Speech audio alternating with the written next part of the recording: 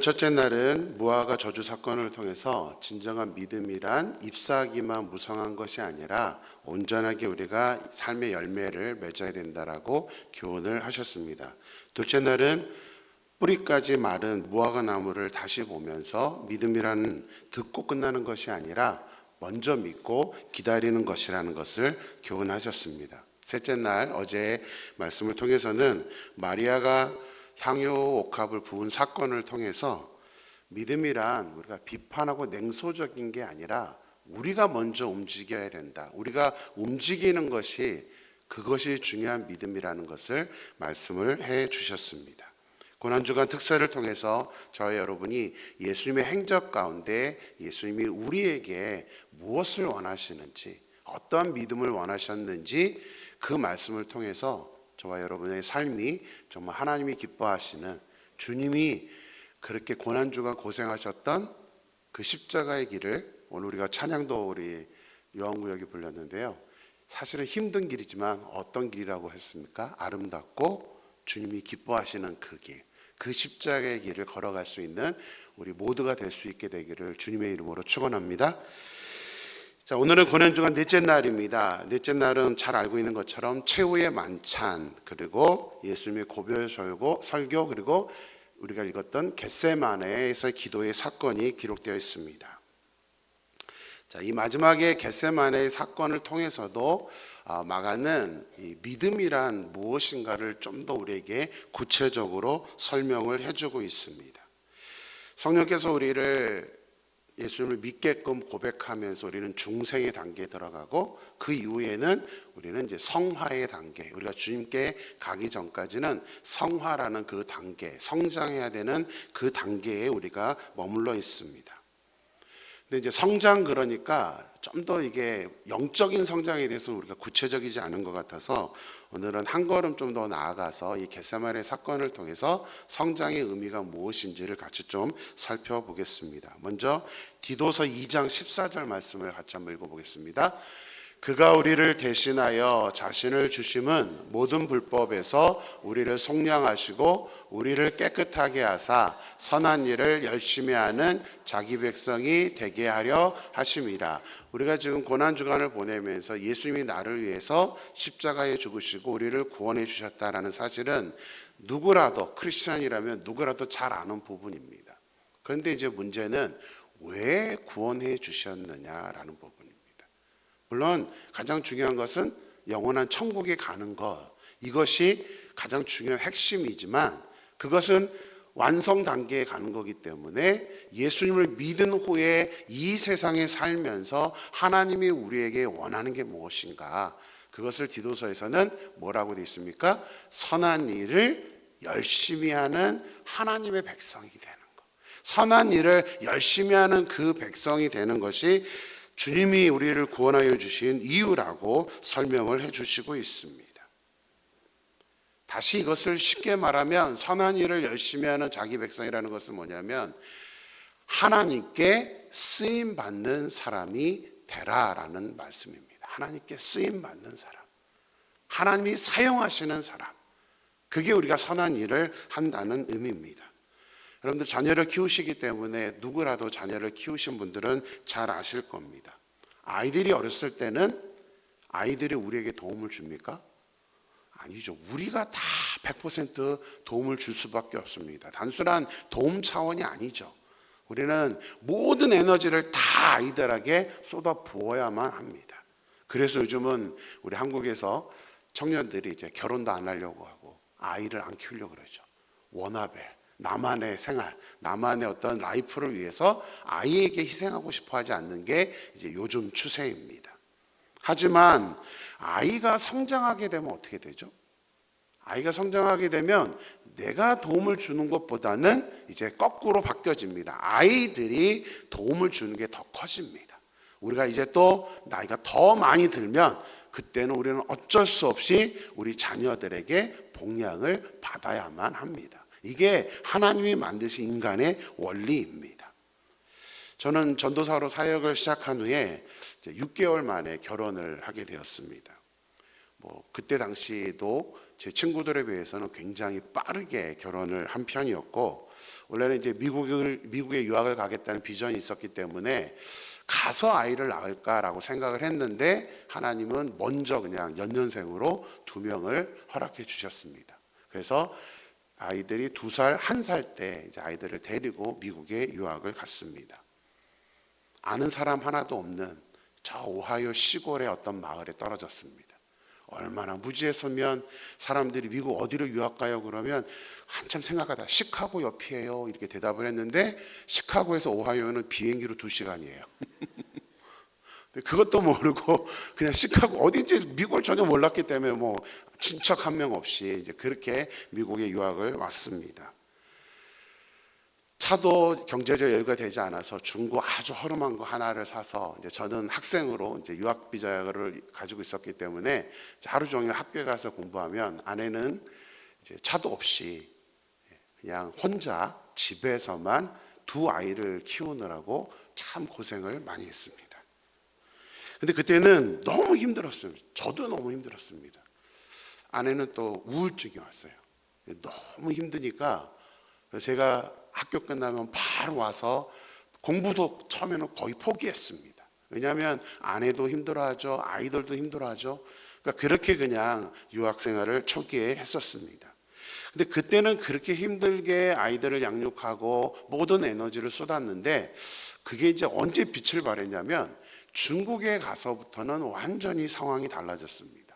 아이들이 이제 크니까 이제는 아이들이 사역을 다 도와줬습니다. 아니 도와주는 정도가 아니라 저희 아이들이 저희는 선교사는 신분이 노출되기 때문에 할 수 없는 사역들을 아이들이 더 적극적으로 많이 해줘서 저희 다른 사역자들을 끌고 다니면서 아이들이 사역을 다 해주었습니다.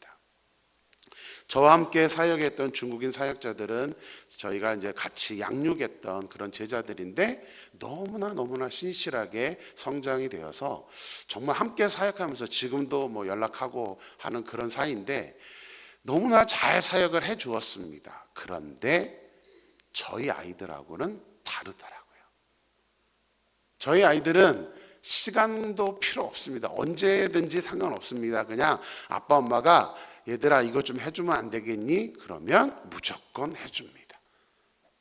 뭐 약속을 잡고 다른 친구와 약속이 있는데도 미안해 오늘 이거 반드시 해야 되는데 그러면 약속을 취소하고 와서 일을 해주었습니다. 도움을 주었습니다. 하지만 아무리 헌신된 사역자들이었어도 우리 다른 제자들은 그렇게 제가 부탁을 할 수가 없었습니다. 부탁하는 것 자체도 민폐이지만 또 제가 부탁을 한다고 해서 과연 우리 아이들처럼 해줄까라는 생각이 있었기 때문에 아예 부탁을 하지도 않았었습니다. 물론 내 아이라도 지지리도 말을 안 들으면 시킬 수 없겠죠. 오히려 돈 주고 사람 시키는 게 나을 수 있다라는 생각을 가진 분들도 계시긴 할 겁니다. 하지만 정상적으로 잘 성장한 아이들이라면 부모님의 그 도움의 요청에 그 누구도 마다하지 않고 순종할 것입니다. 그것이 자녀라는 부분입니다. 하나님께도 마찬가지입니다. 자녀들은 믿을만 해요. 무엇을 시키든 조금 뭐 삐죽거릴지는 몰라도 다 합니다. 하나님께도 사실은 그러는 사람이 필요합니다. 그게 누구예요? 바로 우리들입니다. 우리가 아까 본문에서 뭐라 그랬죠? 선한 일을 열심히 하는 자기 백성이 되게 하려 합니다. 하나님은 우리에게 원하는 게 백성이라는 단어를 쓰긴 썼지만 하나님은 우리를 자녀라고 우리가 아빠 아버지라고 부르는 이유는 우리가 하나님과의 자녀 관계가 되었기 때문에 우리가 양자가 되어서 우리가 하나님의 자녀가 되었기 때문에 하나님의 우리에게 원하시는 것은 내가 좀 마음껏 니네들 쓰고 싶은데 마음껏 내가 부탁하고 싶은데 좀 해주면 안 되겠니? 이게 하나님이 우리에게 원하시는 모습이라는 사실입니다. 그래서 우리가 하나님께 정말 믿을 만한 사람, 하나님이 무엇을 우리에게 원하든 잔소리 안 하고 그냥 순종하고 하나님께 나아가겠습니다, 하나님 원하는 대로 하겠습니다 라고 우리가 그 자세를 갖는 것이 바로 우리가 진정으로 제대로 성장하는 하나님의 자녀라는 사실입니다. 그게 디도서 2장 14절에서 우리에게 교훈하고 있는 말씀입니다. 여러분은 어떤 자녀입니까? 정말 우리가 자녀를 키우는 사람이라면 하나님의 마음을 모르면 정말 안 됩니다. 내 자녀에게 내가 이렇게, 내 아이들이 이렇게 커졌으면 좋겠다라는 그 마음을 가지고 있다면 우리는 당연히 반대로 내가 하나님께 그런 사람이 되어야지 라고 생각하면서 살아가는 것이 우리가 자녀를 키우는 이유입니다. 하나님이 우리에게 자녀를 주시면서 우리에게 교훈하시는 내용이라는 사실입니다. 오늘 본문에서도 그것을 잘 보여주고 있습니다. 최후의 만찬을 함께 나누신 예수님은 이제 마지막 구속의 역사를 이루시기 위해서 이제 겟세마네 동산에 가서 최후의 기도를 하기 위해 이제 제자들과 함께 가게 됩니다. 그런데 아시는 것처럼 가룟 유다는 이미 도망을 간 상태였습니다. 11명의 제자 중에 유다는 도망갔죠. 그리고 12명 중에 11명을 데리고 예수님이 이제 겟세마네에 가셨는데 거기서 8명의 제자들은 입구에서 그냥 기다리라고 합니다. 그 다음에 베드로와 야고보와 요한만 데리고 예수님은 더 깊이 들어가서 깨어서 기도하라고 요청을 합니다. 자, 예수님께서 왜 이 3명만 따로 데리고 더 깊숙한 곳에 가서 기도를 하셨던 것일까요? 이 겟세마네 동산만이 아니라 우리 복음서를 보면 제자들은 12명이 있었지만 예수님은 유도 베드로와 야고보와 요한 이 3사람만 데리고 함께 사역을 대부분 하셨습니다. 왜 그랬죠? 왜 그랬을까요? 예수님께서 편애를 하셔서 그랬던 걸까요? 그것은 아닙니다. 예수님은 12제자 모두 사랑하시고 12제자를 모두 다 제자로 양육을 하셨습니다. 다 제자입니다. 그러나 이 3사람은 그 12제자들 중에서도 특별한 제자였던 것입니다. 왜 특별하냐? 예수님이 사용하시기 편했던 제자들입니다. 무엇을 시키든 이 3명의 제자들은 열심으로 적극적으로 예수님과 함께 했기 때문에 예수님은 편해서가 아니라 이 3사람을 데리고 사역을 할 수밖에 없었다는 사실입니다. 또 이 3사람은 시키면 또 잘했습니다. 아무 문제 없이 예수님과 잘 모든 일들을 감당했기 때문에 예수님은 이 3사람을 더 특별하게 사용하셨던 것입니다. 우리 로마서 9장 21절 말씀을 보겠습니다. 같이 읽을까요? 토기장이가 진흙 한 덩어리로 하나는 귀히 쓸 그릇을 하나는 천히 쓸 그릇을 만들 권한이 없느냐? 그릇을 사용하시는 권한이 누구에게 있습니까? 토기장에게 있습니다. 다시 말하면 하나님 예수님께 있는 것입니다. 예수님이 편애하신 게 아니라 사용할 권한이 예수님께 있기 때문에 예수님이 이 3사람을 특별히 더 사용을 하셨다는 것입니다. 하지만 그렇다고 예수님께서 아무 원칙 없이 주님 마음대로 이 3사람을 본인의 주관에 의해서 그냥 사용하신 것은 아닙니다. 원칙이 있습니다. 오늘 이 본문에도 원칙이 나옵니다. 디모데후서 2장 20절에서 21절 같이 한번 볼까요? 큰 집에는 금그릇과 은그릇뿐 아니라 나무그릇과 질그릇도 있어 귀하게 쓰는 것도 있고 천하게 쓰는 것도 있나니 그러므로 누구든지 이런 것에서 자기를 깨끗하게 하면 귀히 쓰는 그릇이 되어 거룩하고 주인의 쓰심에 합당하며 모든 선한 일에 준비함이 됨이라.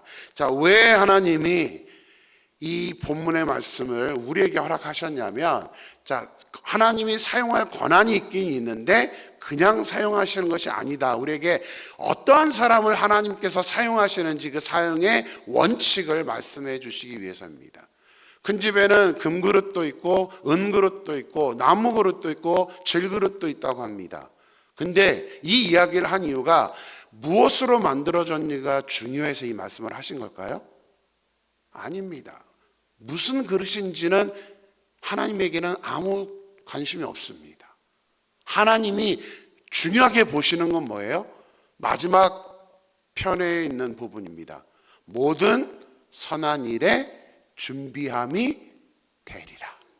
준비된 사람, 하나님이 사용하시기에 준비된 사람을 하나님께서 사용하신다라고 원칙을 말씀해 주고 있습니다. 자, 그릇으로 비유를 했는데 잘 보시면, 자, 그릇이 스스로 준비할 수 있나요? 자, 저기 보면 어떤 사람이 준비된 사람이냐면 깨끗하게 씻겨져 있는 사람이 준비된 그릇이래요. 자, 그러면 그릇이 자기 스스로 깨끗해질 수 있어요? 없습니다. 원래 그릇은 누가 씻어요? 주인이나 일하는 사람이 씻습니다. 그럼 이 구절이 우리에게 말하고자 하는 것이 무엇일까요? 이 두 가지 원리입니다. 두 가지 원리. 그릇의 비유를 하다 보니까 이제 이렇게 말씀하고 있지만 문자 그대로만 볼 게 아니라 이 원리를 정확하게 우리가 이해를 해야 됩니다. 준비한다는 것은 결국은 우리 스스로가 하는 것입니다. 그러니까 그릇에 비유할 뿐이지 이 핵심 내용은 그릇은 바로 우리인데 우리가 준비해야 된다는 것을 지금 강조하는 것입니다. 그런데 아까 말씀드렸죠? 사용할 권리는 누구에게 있죠? 주인에게 있습니다. 하나님에게 있습니다. 그러니까 이게 양면의 날이에요. 사용할 권리는 하나님이 누구를 쓰시냐는 것은 하나님의 주권이지만 그렇다고 하나님이 아무나 그냥 무조건 쓰시는 것은 아니라는 것입니다. 우리에게 말씀하시고자 하는 건 뭐냐면 하나님이 누구를 쓰시느냐, 준비된 사람을 쓰신다. 이 두 가지가 합해져야 된다는 사실입니다. 내가 준비되었다고 물론 무조건 하나님께서 사용하시는 것은 아닙니다. 그래서 이게 두 가지가 필요한 거예요. 아, 내가 쓰임받고 싶어. 난 이렇게 하고 싶어. 가끔씩 우리 교회 안에 보면 막 이 열심을 갖고 있는 분이 있습니다. 내가 할 거야. 내가 할 거야. 직분에 대한 욕심도 막 갖습니다. 내가 이거 올라가고 싶어. 내가 하고 싶다고 하는 것은 아닙니다. 주권은 하나님에게 있습니다. 하지만 무엇은 됩니까? 내가 하나님께 사용되기 위해서 내가 스스로 영적으로 준비를 하고 있다면 무엇은 가능해요? 하나님께서 픽업하시는 것은 가능합니다. 하나님께서 원하시는 건 그거예요. 우리는 그저 내가 쓰임받기를 원하는 그 마음으로 살아가렴. 그것을 지금 하나님은 말씀하고 있다는 사실입니다. 그래서 이 제자들, 이 세 명의 제자들도 언제 예수님이 시키든 이들은 준비되어 있었습니다. 예수님과 더불어서 어떤 사역이든 감당할 준비가 있었고 이들은 불평하고 불만하지 아니하고 바로 예수님과 함께 갔었습니다. 예수님이 언제든 가자 그러면 같이 갔던 사람들이 이 세 명의 제자들이었습니다. 그래서 하나님께 픽업된 거예요. 쓰임 받았던 것입니다. 이것을 또 잘 설명하는 게 있습니다. 역대하 16장 9절입니다. 같이 읽을까요? 여호와의 눈은 온 땅을 두루 감찰하사 전심으로 자기에게 향하는 자들을 위하여 능력을 베푸시나니 여호와의 눈은 온 땅을 두루 감찰하시면서 보고 계십니다. 지금도 마찬가지입니다. 지금도 여러분 한 명 한 명을 다 하나님은 감찰하고 보고 계십니다. 여러분들의 중심이 뭐에 있는지, 여러분들이 어떤 마음을 지금 갖고 있는지를 하나님은 지금 감찰해서 보십니다. 근데 어떤 사람에게 향한대요? 전심으로 자기에게 향하는 자들. 하나님도 지금 열심히 우리들을 쳐다보면서 우리가 어떤 마음을 갖고 있는지, 지금 어떤 중심으로 신앙생활을 하고 있는지를 감찰하시면서 전심으로 하나님을 향하고 있는 그 마음을 가진 사람, 그렇게 준비된 사람을 하나님은 픽업하셔서 사용하신다는 사실입니다. 아멘이십니까? 우리의 마음을 생각해줘. 나는 지금 어떤 마음을 갖고 있나? 또 중요한 것은 그것으로 끝나는 것이 아닙니다. 때로는 이런 분들도 있죠. 아, 나는 할 줄 아는 게 없어요. 저는 지금 뭘 할 수 있는 지금 상황도 아닙니다. 이럴 분들도 있습니다. 제가 어떤 분과 대화하면서 그런 대화를 나눴던 적이 있습니다. 정말 사업 때문에 너무 바빠서 제자 훈련을 할 시간이 없었는데 그래도 한번 해보겠다고 마음을 먹어서 했는데 4개월을 한 번도 빠지지 않고 제자 훈련을 받았다고 합니다. 그러면서 과거를 생각하면서 그때 참 은혜였다. 그러니까 결국은 하고자 하는 마음을 하나님께서 보셔서 길을 만들어 주셨다라고 얘기합니다. 오늘 본문에 그게 설명되어 있습니다. 역대하 16장 9절에 전심으로 자기에게 향하는 자들을 위하여 무엇을 해주신대요? 능력을 베풀어 주시는 것입니다. 이거를 여러분들이 경험해 보면 신앙의 맛을 알게 돼요. 나는 비록 할 줄 아는 게 없는데 내가 하나님께 쓰임받고자 하는 그 중심만 가지면 그건 걱정할 필요 없습니다. 왜냐하면 하나님께서 할 수 있도록 능력을 베풀어 주시기 때문입니다. 할렐루야. 그거 경험해 보세요.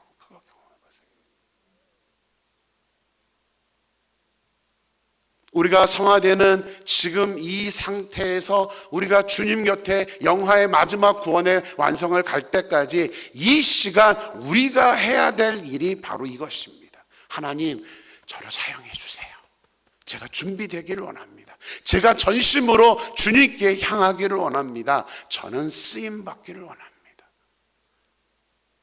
제가 저희 장모님을 상당히 존경합니다. 이제 82세이신데 보통 교회는 권사님들도 70세면 은퇴를 하십니다. 우리 장로님도 마찬가지고 목회자도 마찬가지입니다. 우리 권사님이 한 번은 막 슬퍼하시고 막 안타까워하셨어요. 왜 그런가 했더니 그제서 이제 말씀을 하세요. 75세신가 되셨을 때에 목사님이 75세까지 구역장을 하셨거든요. 근데 목사님이 이제 권사님 원래 은퇴가 끝날 나이인데 이제 구역장 그만하세요 라고 하셨다는 거예요. 그러니까 장모님이 그것 때문에 우시더라고요. 나는 아직도 쓰임받을 수 있는데 나이가 그렇게 중요합니까? 저 장모님이지만 목회자로서는 참 귀찮은 권사님이시긴 한데 그래도 도전이 되더라고요. 그 모습 정말 저 연세에도 하나님께 쓰임받고 싶어하는 모습. 그래서 저도 교회에서는 저는 은퇴할지라도 저와 아내는 영원히 은퇴 안 할 생각입니다. 교회 남아있다는 생각 아닙니다. 오해하지 마세요. 저는 마지막은 저는 아내와 하나님께 결단했던 게 이제 선교지로 가겠습니다. 선교지에서 마지막 여생을 보내겠습니다라고 그렇게 결단을 했었습니다. 예수님이 고난주간을 보내시면서 이 마가복음을 통해 중점적으로 교훈하시는 것은 뭐냐면 우리가 어떤 믿음을 가져야 되는가, 그 믿음은 삶의 열매로 나타나야 되는데 또 우리가 헌신하고 주님 앞에 나가야 되는데 오늘 이 넷째 날에는 이 겟세마네에서 기도를 하실 때에 3명의 제자와 8명의 제자, 가룟 유다 이 3그룹을 나누면서 우리에게 도전하는 거예요. 너희는 어떤 그룹에 속하고 싶니? 너는 어떻게 쓰임 받고 싶니? 이것을 우리에게 말씀하고 있다는 사실입니다. 우리는 이미 예수님을 믿었기 때문에 중생의 단계는 들어갔습니다. 그렇다면 지금 우리 이 성화의 단계, 이 성장의 단계에서 우리는 왜 교회를 다니고 있고 우리가 교회를 다니는 목적이 무엇인가, 이것을 우리는 분명하게 붙잡고 있어야 된다는 것입니다. 여러분, 왜 교회 다니십니까? 하나님께 쓰임받기 위해서예요. 다시 질문 드립니다. 여러분, 왜 교회 다니세요? 하나님께 쓰임받기 위해서요. 저는 목회를 하면서 또 말씀을 가르치고 여러 제자들을 그동안 양육해 오면서 제가 제일 안타깝게 생각하는 사람들이 있습니다. 그 사람들이 뭐냐면 교회에 왔다 가기만 하는 분들입니다. 왜 성장을 하려고 하지 않지? 왜 하나님께 쓰임 받으려고 하지 않지? 저는 그런 분들을 보면 가슴이 메어집니다. 왜 왔다 갔다만 할까? 여러분 잘 생각해 보세요. 여러분들이 아이들을 키울 때 아이들이 성장을 안 하면 기쁨이 되던가요, 부모님이? 저희가 손주와 떨어져 있다 보니까 거의 매일 이제 영상 통화를 합니다. 영통화를 하면서 요즘은 아이가 하나씩 배워가는 거에 너무 기쁨이 됩니다. 여러분들 기억나시죠? 여러분 아이를 키울 때에 저도 몰랐는데 어느 날 보니까 제가 이제 손주 대신 대리 만족으로 저는 요즘 아내와 재은이 보는 그 생각에 삽니다. 그냥 재은이 보면서 감정이입해서 우리 손자가 본다라는 생각을 합니다. 어느 날 재은이가 여보세요? 이렇게 손을 올리래요. 저걸 한단 말이야? 저희 손주보다도 어린데 여보세요? 그런데 이게 어쩔 수 없나 봐요. 우리 손주가 재은이보다 개월수가 빠른데 생각해보니까 저희 손주한테 이걸 가르칠 생각을 안 해본 거예요. 그래가지고 그 다음부터 재은이 하는 거 보고 영상 통화하면서 저희 손주한테 유라 여보세요? 그러니까 얘가 갑자기 여보세요? 이러고 따라하는 거예요. 얼마나 기쁘던지. 요즘은 뭐 엄마? 뭐 이런 것도 하고요. 하루가 다르게 뭔가를 배워가는 그 모습을 보면서 제 자녀는 아니지만 손주지만 너무너무 기쁩니다. 이게 아버지의 어머니의 마음 아닐까요? 하나님도 우리에게 동일한 마음입니다. 하나님도 우리에게 원하는 것은 성장하는 거예요. 뭔가 좀 달라지고 말씀을 좀 더 알아가고 또 하나님께 쓰임받는 그 모습을 하나님은 우리에게 원하신다는 사실입니다. 저는 소망합니다. 저에게 목사로 사역하게 해준 사명을 저는 그 무엇보다도 1순위로 놓는 게 여러분들에게 말씀을 가르쳐서 여러분들이 성장하여 나중에 주님 앞에 갔었을 때에 정말 칭찬받을 수 있는 사람으로 만들어주게 하는 것, 그것이 저의 사명이기 때문에 저는 어떻게 하든 이 말씀을 가지고 여러분들에게 요리해서 제대로 여러분들이 성장하도록 그 사역을 하는 것이 저의 넘버원 제일 중요한 사역이라고 저는 믿고 있습니다. 제 사역을 여러분들이 도와주신다면, 아니고 저를 도와줘서가 아니라 하나님의 기쁨이 되기 위해서 저와 여러분이 말씀을 따라 성장하면서 하나님께 쓰임받을 수 있는 저와 여러분이 되기를 주님의 이름으로 축원합니다. 이 시간 함께 우리 찬양